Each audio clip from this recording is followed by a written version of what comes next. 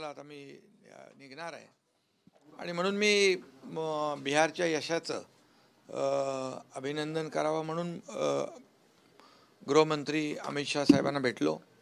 अतिशय चांगली चर्चा झाली, त्यांचं अभिनंदन केलं आणि अतिशय मोठा दैदिप्यमान असा लँडस्लाईड विक्ट्री बिहारमध्ये NDAला मिळाली आणि NDAचा घटक पक्ष म्हणून शिवसेनेला देखील त्याचा आनंद आहे आणि म्हणून मग जाता जाता त्यांना भेटणं, त्यांचं अभिनंदन करणं, शुभेच्छा देणं हे झालं. पण बिहारमध्ये जी विजय मिळाला तो बिहारमध्ये विजय मिळाला तो NDAच्या एकजुटीमुळे मिळाला. महाराष्ट्रात NDA आपापसात भांडताना दिसते, तर त्याच्याबद्दल तक्रार झाली? नाही, तक्रारीचा पाढा वाचणारा रडणारा एकनाथ शिंदे नाही आहे, तुम्हाला मी सांगतो. रडणारा नाही, लढणार आहे आणि ते आपण पाहिलं वेळोवेळी.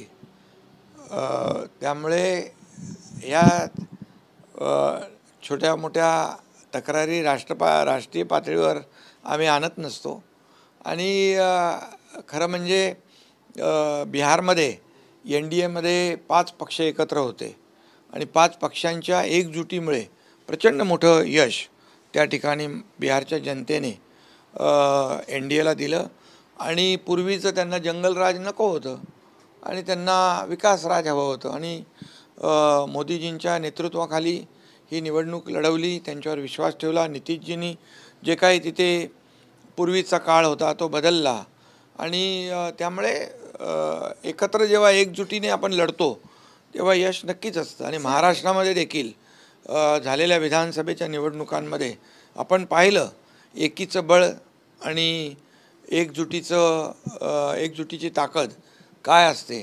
तिकडे महाराष्ट्रामध्ये लँडस्लाईड विक्ट्री मिळाली.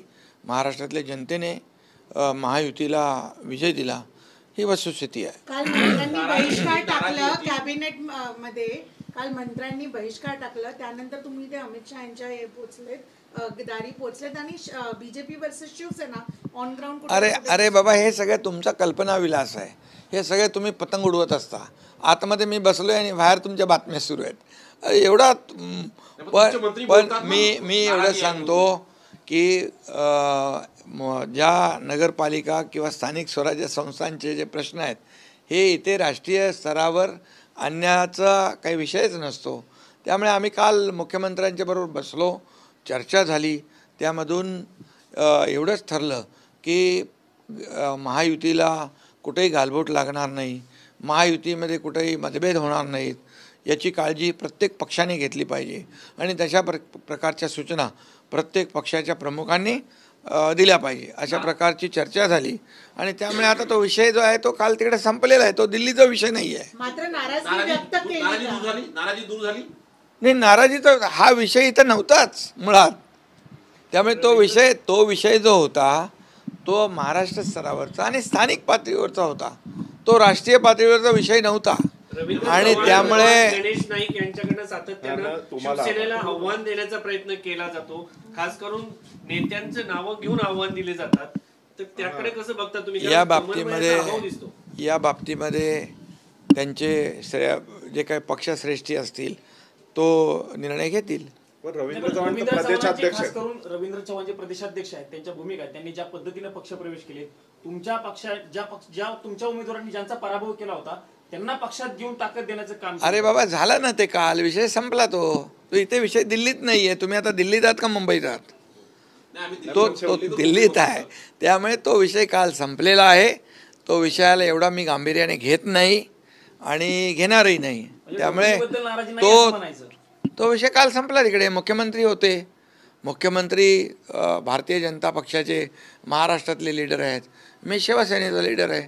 त्यामुळे आम्ही आमच्या लोकांना जे काही सांगायचं ते काल ठरलेलं आहे. प्रदेशाध्यक्षांवर सुपरवायझरी, प्रदेशाध्यक्षांवर वरिष्ठ, शेवटी अरे बाबा, तो त्यांचा पक्षाचा विषय आहे ना.